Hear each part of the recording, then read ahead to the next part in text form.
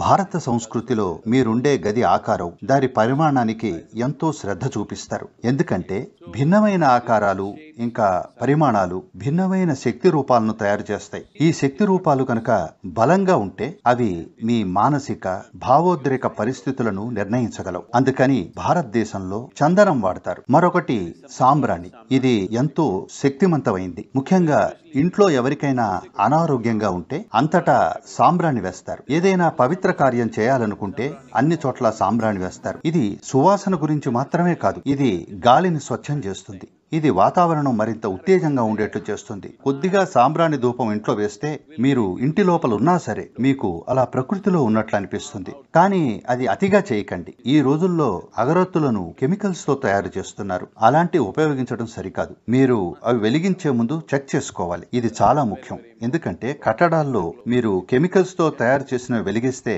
దాని దుష్ప్రభావం చాలా ఎక్కువగా ఉంటుంది. అందుకని అది సహజమైంది కావాలి.